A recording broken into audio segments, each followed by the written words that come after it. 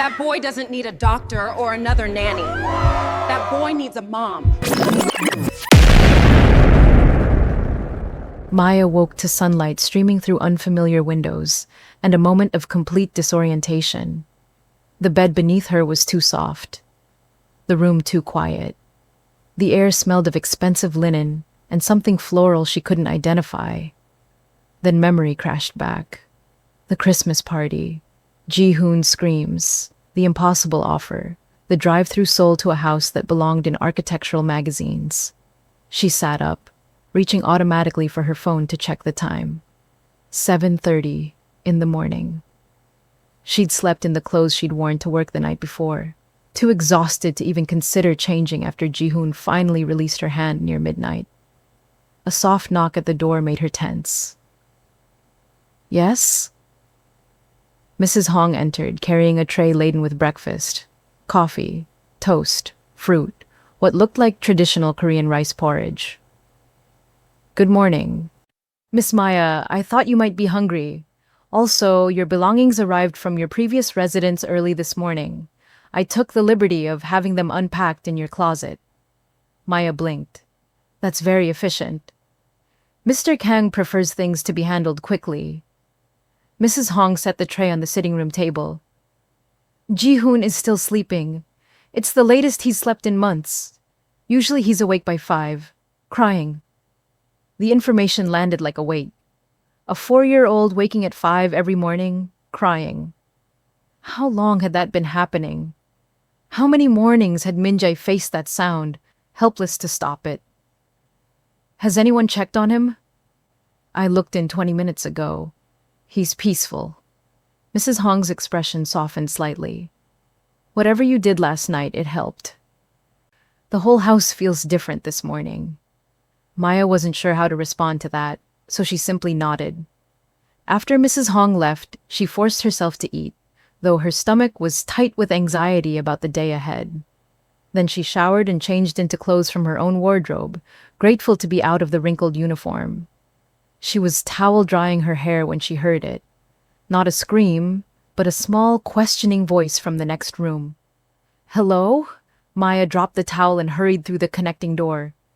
Ji-hoon was sitting up in his race car bed, his hair sticking up at odd angles, his eyes wide and searching. Hey there, sweetheart, Maya said softly, kneeling beside the bed to put herself at his eye level. Good morning. Recognition dawned on Ji-hoon's face, followed by a smile so bright it was almost painful to see. You're still here. I'm still here. I'm going to be here for a while, actually. Your dad asked me to stay and spend time with you. Would that be okay? Ji-hoon nodded so vigorously his whole body moved. Then, without warning, he launched himself forward and wrapped his arms around Maya's neck in a hug that nearly knocked her over. Okay then, Maya laughed, steadying them both.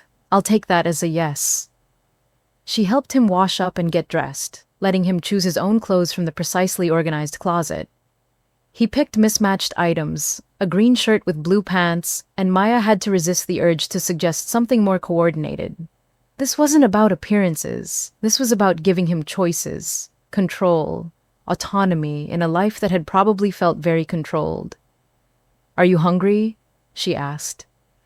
Should we find some breakfast? Ji-hoon took her hand and led her out of his room, through hallways that seemed to branch in every direction.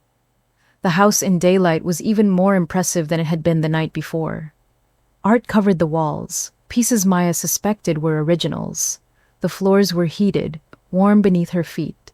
Windows offered views of gardens and the Seoul skyline beyond. They found the kitchen by following the smell of cooking food. It was a massive space, all gleaming appliances and marble countertops. A woman Maya didn't recognize was preparing something at the stove, while Mrs. Hong oversaw the operation. Good morning, Maya said in English. I'm sorry, I don't know the way around yet. No apologies necessary, Mrs. Hong replied. This is Mrs. Park, our cook. Ji-hoon, what would you like for breakfast? The child pressed against Maya's side, suddenly shy. She recognized the pattern. He'd been fine in the privacy of his room, but faced with other people, the walls went back up. How about we start with something simple? Maya suggested. Maybe some rice and eggs? Is that something you like? Jihoon nodded without speaking. Maya made a mental note. He would talk to her, but not to others yet. That was a start. They ate breakfast at a small table in a sunny room off the kitchen. Jihoon picked at his food, eating more than Mrs. Hong said he normally did, but still not much by Maya's standards. She didn't push, just kept up a gentle stream of conversation about neutral topics. The weather, the garden visible through the windows, a bird that landed on the patio outside. She was mid-sentence about the bird when Minjai appeared in the doorway. He looked different in daylight, less intimidating somehow. He'd traded the formal suit for dark slacks and a cashmere sweater that probably cost more than Maya's entire wardrobe. His hair was still damp from a shower, and there was a coffee mug in his hand. "Good morning," he said, his attention immediately finding his son. "Did you sleep well, Jihoon?" The child looked up and smiled. "Yes, Appa." Something crossed Minjai's face, relief so profound it was almost painful to witness. "I'm glad. Miss Thompson took good care of you." "Maya," Jihoon said firmly. "Her name is Maya." "Maya, then." Minjai's eyes met hers over his son's head. "Thank you."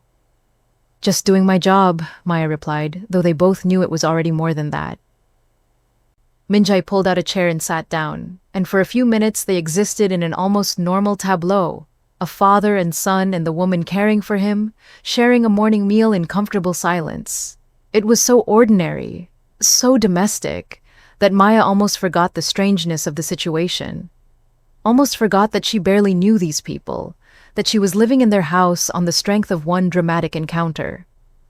"I need to go into the office today," Minjai said eventually. "But I'll be back by 6. We usually have dinner together. I hope you'll join us." "Of course. Sang-woo will be available if you need anything. He's head of household security as well as my assistant. If you want to take Jihoon anywhere, he'll accompany you." Maya heard the unspoken rule beneath the words. She wouldn't be taking Jihoon anywhere alone. Not yet. Maybe not ever. She was still a stranger, still untrusted despite last night's miracle. "Understood," she said neutrally.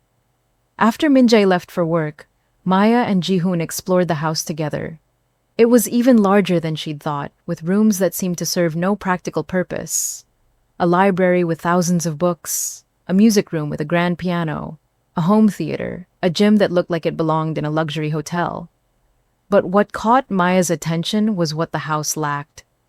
There were no photos, no family pictures on walls or shelves, no casual clutter of daily life. Everything was perfect, arranged, carefully controlled. It was beautiful, but it wasn't alive. "Where do you like to play?" Maya asked Jihoon. The child led her to a playroom on the 3rd floor, a space designed with every educational toy and activity a child development expert could recommend. But like his bedroom, it all looked barely touched. Jihoon walked past the expensive toys and settled at a small desk in the corner, pulling out paper and crayons. He began to draw without a word. Maya watched over his shoulder as the familiar image emerged, the stick figure woman with no face, the small figure holding her hand. "Is that you?" Maya asked gently, pointing to the smaller figure. Jihoon nodded. "And that's someone you miss?" Another nod, his small hand moving in practiced strokes. He'd drawn this image so many times it was automatic. "Can you tell me about her?" Jihoon's hand paused. He looked up at Maya with eyes too old for his face. "She smelled like flowers, and she sang to me. She sang all the time, even when she wasn't happy." Maya's throat tightened. "Your mama?" "I can't remember her face anymore," Jihoon whispered. "I try and try, but it's all fuzzy, like looking through water." "That's okay, sweetheart. Memories change as we grow, but the important stuff, the way she made you feel, that doesn't go fuzzy, that stays." "Does it hurt less when someone goes away?" The question hit Maya square in the chest. She thought about her own losses, her own ghosts, the people she'd left behind in Chicago, the life she'd abandoned, the version of herself she'd killed to survive. Sometimes, she said honestly, but sometimes the hurt just changes shape, becomes something you can live with instead of something that drowns you. Ji-hoon considered this with the seriousness of a much older child. Then he went back to his drawing, adding details he'd never included before. Flowers around the woman's feet, a sun in the corner, color where before there had only been stark black lines. They spent the morning in comfortable silence, Ji-hoon drawing while Maya observed and occasionally offered gentle conversation. She learned that he liked dinosaurs, but was scared of dogs. That his favorite color was blue like the ocean, though he'd never seen the ocean in person. That he could count to 100 in both Korean and English, but pretended not to when his tutors asked. Around noon, Mrs. Hong brought lunch. Kimbap, fruit, soup that smelled of ginger and comfort. Ji-hoon ate more than he had at breakfast, talking to Maya between bites about a cartoon he'd watched and a dream he'd had about flying. After lunch, Maya suggested they go outside. "Do you have a coat?" "It's cold today." Ji-hoon's face lit up. "We can go outside?" "If you want to, we could explore the garden maybe. Would you like that?" The child ran to get his coat with more energy than Maya had seen from him yet. Mrs. Hong appeared with warm clothes for Maya as well, a jacket that fit perfectly despite Maya never having tried it on. "Mr. Kang had it brought this morning," Mrs. Hong explained. "He noticed you didn't have a proper winter coat in your belongings." "Of course he did." Maya was beginning to understand that Minjae missed very little, that his careful control extended to every aspect of his household, anticipating needs before they were voiced. Sang-woo materialized as they headed for the garden door, falling into step behind them at a discreet distance. Maya tried not to think about why a 4-year-old needed a bodyguard. Tried not to wonder what kind of business interests made that level of security necessary. The garden was extensive, winding paths through carefully maintained beds that even in December held visual interest. Ornamental grasses, winter berries, the sculptural shapes of deciduous trees.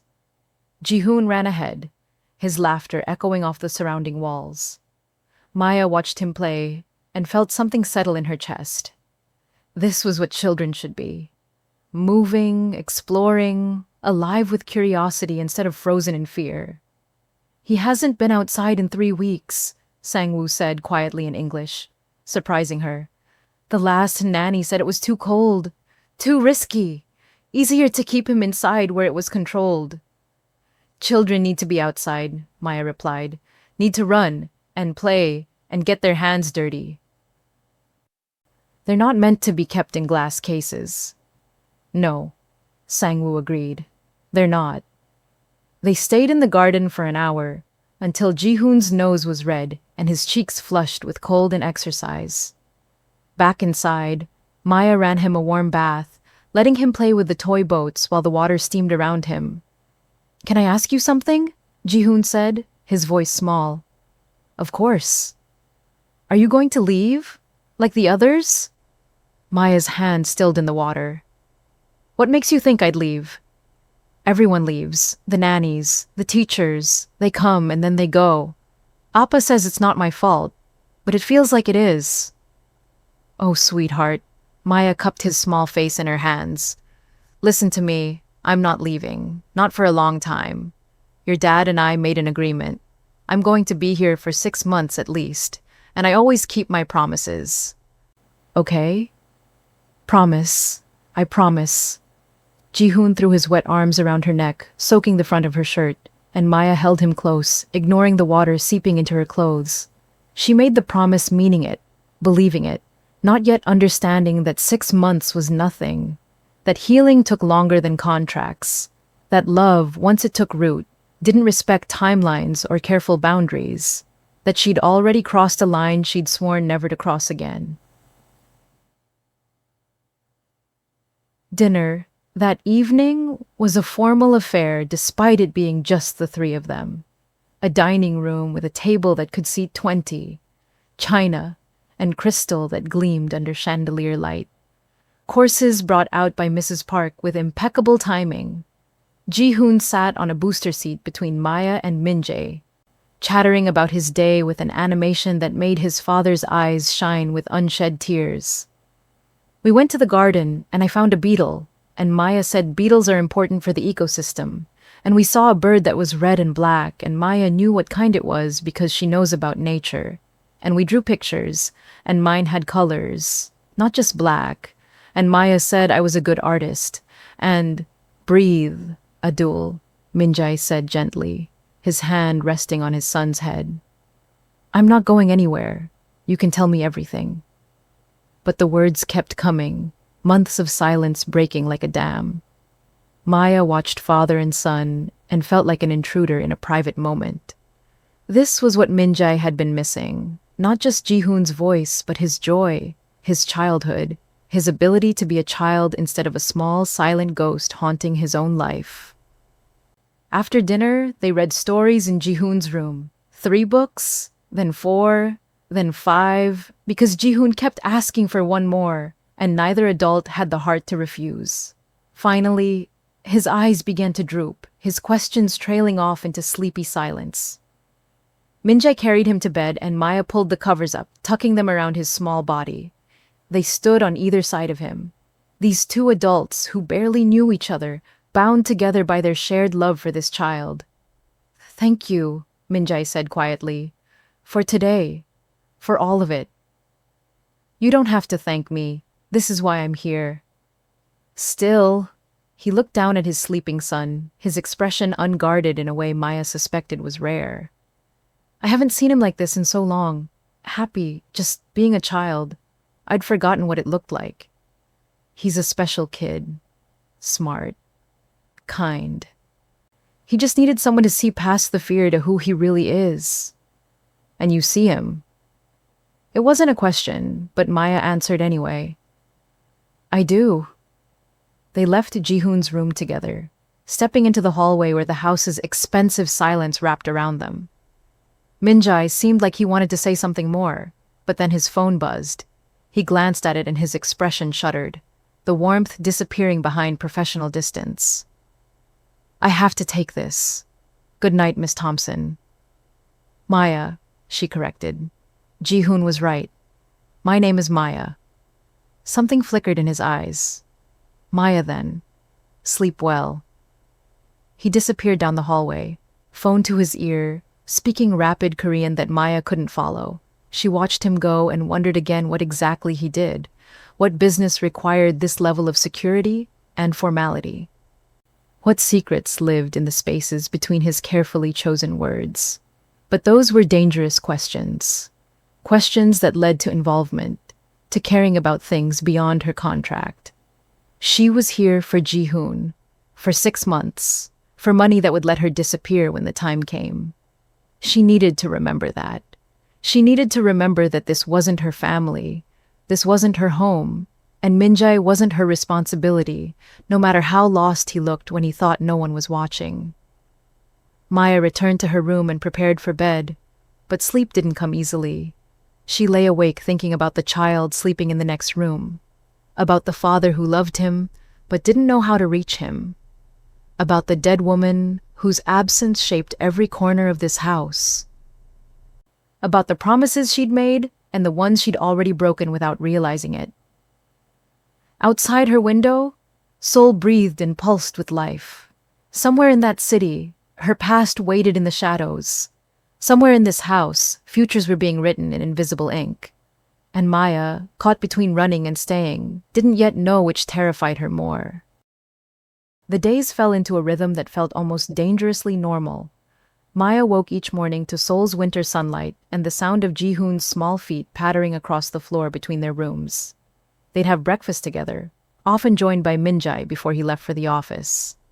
Then the day would unfold in a pattern of small adventures and quiet moments. They explored every corner of the estate, the greenhouse where exotic orchids bloomed despite the December cold, the koi pond that had been drained for winter but still fascinated Jihoon with its smooth stones and careful engineering, the library where Maya would read to him for hours, their voices the only sound in rooms lined with books in Korean, English, Chinese, and languages she couldn't identify. Jihoon began to talk more each day, his vocabulary expanding as his confidence grew. He asked endless questions about everything. Why was the sky blue? Where did birds go in winter? What made music sound happy or sad? Maya answered what she could and admitted ignorance when she couldn't, teaching him that not knowing was okay as long as you remained curious. They established routines, morning exercises in the garden, even when frost covered the grass, art projects in the afternoon, Ji-hoon's drawings becoming more complex, more colorful, less dominated by the faceless woman who had haunted his earlier work. Reading before dinner, a bath with toys and bubbles, stories before bed, and slowly, almost imperceptibly, the house began to feel less like a museum and more like a home. Min-jae noticed the changes. Maya would catch him watching them sometimes. His expression unreadable, but his eyes soft. He started coming home earlier, joining them for afternoon activities instead of just appearing for dinner. He'd sit on the floor of the playroom despite his expensive clothes and build block towers for Ji-hoon to knock down. He joined their garden walks, pointing out plants and telling stories about the house's history. It was during one of these walks, 2 weeks into Maya's tenure, that Ji-hoon asked the question that changed everything. Appa, why don't we have pictures of Ioma? Min-jae stopped walking. Maya felt the temperature drop despite the weak winter sun. What do you mean? Min-jae asked carefully. We have photo albums, I've shown them to you. Not in albums, in the house. Why aren't there pictures on the walls like at Junho's house? He has pictures of his whole family everywhere. Maya watched Min-jae's face close off, watched him retreat behind the walls that seemed to be his default protection against pain. The albums are easier to look at whenever you want, he said, his voice controlled. Pictures on walls can't be moved. But Ji-hoon wasn't satisfied. Maya says houses should tell stories, that when you walk through them, you should see the people who live there. Our house doesn't tell any stories. Min-jae's eyes found Maya's, and she saw something in them that might have been accusation, or might have been plea. Did Maya say that? He asked quietly. I was talking about homes in general, Maya interjected quickly, not making judgments about this house specifically. But it's true, Ji-hoon insisted with a child's brutal honesty. Our house is pretty, but it's empty. It doesn't feel like anyone lives here except us right now. That night, after Ji-hoon was asleep, Min-jae knocked on Maya's door. She opened it to find him standing in the hallway, still in his work clothes, his tie loosened and his expression troubled. Can we talk? He asked. Maya stepped aside, letting him into her sitting room. He moved to the window, looking out over the gardens bathed in moonlight and security lights. Did I overstep? Maya asked. With what I said to Ji-hoon? No. He's right. The house is empty. Min-jae's reflection in the glass looked tired. After my wife died, I removed all the photos, all the personal items. I told myself it was because seeing them was too painful. But truthfully, I think I was trying to erase her. To pretend that if I removed the evidence of her existence, the pain would go away too. Did it work? What do you think? Maya moved to stand beside him, maintaining a respectful distance, but offering silent solidarity. Pain doesn't work like that. You can't organize it away or hide it in closets. It just goes underground and comes out in other ways. Like a 4-year-old who stops talking and draws the same picture for months? Maybe. Min-jae was quiet for a long moment. Her name was Aliyah. She was American, from Chicago originally. We met when she was teaching English here in Seoul. She was beautiful and brilliant and completely unimpressed by my money or my family name. I think that's why I fell in love with her. Maya's heart stuttered. Chicago. The coincidence felt too large, too impossible. How long were you married? She managed to ask. 5 years. We were happy, or I thought we were happy. Looking back, I wonder if I ever really knew her at all. Min-jae's jaw tightened. She died 2 years ago. The official cause was complications during childbirth, but there were aspects of her death that never made sense. Inconsistencies in the medical reports, her doctor's strange evasiveness when I asked questions. What kind of inconsistencies? She went into labor early, 34 weeks. I was out of the country on business. By the time I got back to Seoul, she was already in surgery. They said there were complications. Hemorrhaging. They couldn't save her or the baby. Maya's nursing training kicked in automatically. That can happen with premature labor, especially if there were underlying conditions. That's what they said. But Aliyah had been healthy throughout the pregnancy. No risk factors. And when I requested her full medical records, I was told there had been a fire in the records room, that everything had been destroyed. That's convenient. Too convenient. Min-jae turned to face her fully. I hired investigators. They found nothing. Or rather, they found walls. Dead ends. People who suddenly didn't want to talk. It was as if someone had scrubbed her existence clean, leaving only the official story. Maya's skin prickled with unease. Why are you telling me this? Because Ji-hoon is right. This house needs to remember her. He needs to remember her. And I need to stop running from the fact that I don't know what really happened to my wife. Min-jae's eyes searched her face. You were a nurse. If I showed you the medical records I do have, would you look at them? Tell me if anything seems wrong? Every instinct Maya possessed screamed at her to refuse, to maintain her distance, to not get involved in whatever darkness surrounded Aliyah's death. But she looked at Min-jae's face, at the desperate hope and pain warring in his expression, and found herself nodding. I'll look at them. The next evening, after Ji-hoon was asleep, Maya found herself in Min-jae's study. It was a room she hadn't entered before, all dark wood and leather, the walls lined with books, and a few pieces of art that managed to be both beautiful and vaguely threatening. Min-jae pulled out a file from a locked drawer in his desk. It was surprisingly thin for what should have been comprehensive medical records.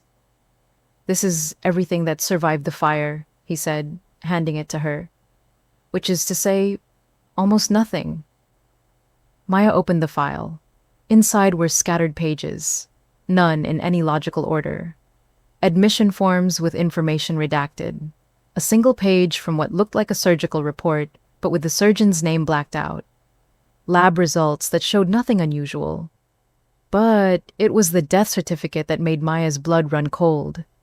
The attending physician's signature was illegible, just a scrawled line that could have been anything. The cause of death was listed as postpartum hemorrhage due to placental abruption. Time of death was 3:14 in the morning. All standard, all perfectly normal, except for one detail that made Maya's hands start to shake. What hospital was this? She asked, though she already knew the answer from the letterhead. Severance Hospital. Why? Maya set the file down carefully, fighting to keep her expression neutral. No reason, just trying to understand the timeline. But that was a lie. She recognized that hospital, had worked with nurses from there during a brief consulting stint in Seoul, and more than that, she recognized the admission date. December 8th, 2 years ago. The same night Maya had been working an extra shift at a small private clinic in Itaewon. The same night a woman had been brought in with severe bleeding, already in extremis. The same night Maya had fought to save a patient who died despite everything she'd done, who'd whispered something with her last breath that Maya had never understood. Korean words she hadn't known. A name she hadn't caught, but the woman's face was burned into her memory. Beautiful, even in death. Black skin. Hair that had been carefully styled despite the emergency. A wedding ring on her finger. And a small tattoo on her left wrist. A lotus flower in delicate black ink. Did Aliyah have any tattoos? Maya heard herself ask. Min-jae looked surprised by the question. Yes. A lotus flower on her left wrist. She got it before we met. She said it represented rebirth, rising from the mud to bloom clean. The room tilted. Maya gripped the edge of the desk to steady herself. Are you all right? Min-jae asked, concern sharpening his voice. I'm fine. I just felt dizzy for a moment. Maya forced herself to breathe normally. These records are incomplete, you're right about that. But without more information, I can't tell you if anything was actually wrong or if it was just tragic circumstances. She was lying. She knew something was desperately wrong. Because Aliyah hadn't died at Severance Hospital. She died in a small clinic in Itaewon with Maya's hands trying to hold her together, with Korean words Maya didn't understand falling from her lips, with the kind of injuries that didn't come from childbirth complications. She died from violence. And Maya, who'd been too traumatized and terrified to ask questions, who'd fled Seoul 3 days later only to return months later when she thought it was safe, had never known the woman's name. Until now. Maya? Minjae's hand on her shoulder made her jump. You look like you've seen a ghost. I'm just tired, she managed. It's been a long day. Can I think about this and get back to you? Minjae studied her face for a long moment, and Maya wondered what he saw there. But finally he nodded and took the file back, locking it away. Of course. Thank you for looking. Maya escaped to her room and sat on her bed in the dark, her mind racing. This couldn't be coincidence. The universe wasn't that cruel or that strange. But how did she tell Minjae that she'd been there when his wife died? That the official story was a lie? That Aliyah had died in a place and manner that suggested something far darker than medical complications? And more importantly, why had Aliyah been in that clinic instead of the hospital listed on her death certificate? Who had moved her? Who had changed the story? Maya pulled out her phone and for the first time in months opened her encrypted messaging app. The one she used to communicate with the few people from her old life in Chicago who she still trusted. She typed out a message to Marcus, a detective who'd helped her disappear when things got dangerous. I need information on a woman named Aliyah Kang, Korean American. Died in Seoul 2 years ago, December 8th. Official cause was childbirth complications, but I have reason to believe that's false. Husband is Kang Min-jae. Appears to be connected to significant money and possibly organized crime. Need to know if this has any connection to the Chicago situation. She stared at the message for a long time before hitting send. By reaching out, she was exposing herself, creating a digital trail, risking the safety she'd built through anonymity and careful distance. But Ji-hoon's face swam in her mind. That small boy who'd lost his mother to violence disguised as tragedy, who drew pictures of a woman he couldn't remember, who deserved to know the truth about what had happened, even if that truth was ugly. Maya hit send. Then she lay back on her too-soft bed in her too-perfect room and waited for the world she'd carefully constructed to come crashing down. 3 days passed with no response from Marcus. 3 days of maintaining normalcy with Ji-hoon while her mind spun with possibilities and fears. 3 days of watching Min-jae and wondering how much he knew, how deep his involvement went, whether she was living under the roof of a man who might be connected to the very violence that had driven her from Chicago. On the 4th day, Ji-hoon asked if they could make Christmas cookies. It's almost Christmas, he said over breakfast, and Maya said traditions are important. So I want to make cookies like families do. Min-jae, who'd stayed home from the office that morning, looked uncertain. I don't think we have the ingredients for that. Mrs. Park keeps a well-stocked kitchen, Maya said. I'm sure we can manage some sugar cookies at least. Would you like to help, Mr. Kang? The formal address felt strange after weeks of increasing familiarity, but Maya needed the distance. Needed to remember that this man was her employer, not her friend. That this house held secrets that could be dangerous. Min-jae noticed the shift in her tone. She saw it in the way his eyes narrowed slightly, the way he studied her across the breakfast table. I'd love to help, he said carefully. If you're comfortable with that. They spent the morning in the kitchen, flour dusting every surface, Ji-hoon laughing as he cut cookies into shapes with cutters Mrs. Park produced from some hidden cabinet. Christmas trees, and stars, and snowmen that they decorate later with icing and sprinkles. It should have been perfect. A beautiful domestic scene. Father and son and nanny baking together while winter sunlight streamed through the windows. But Maya couldn't shake the feeling of standing on the edge of a cliff, of secrets pressing in from all sides, of time running out before truth caught up with all of them. "You've been quiet," Minjai said, moving to stand beside her at the counter while Jihoon was distracted with the cookie cutters. "Since the other night, since you looked at those records." "What aren't you telling me?" "I don't know what you mean." "Yes, you do. You saw something. Something that scared you." "What was it?" Maya kept her eyes on the cookie she was transferring to a baking sheet. "I'm not a medical examiner, Mr. Kang. I can't make judgments based on incomplete records." "But you did make a judgment. I can see it in the way you've been avoiding me.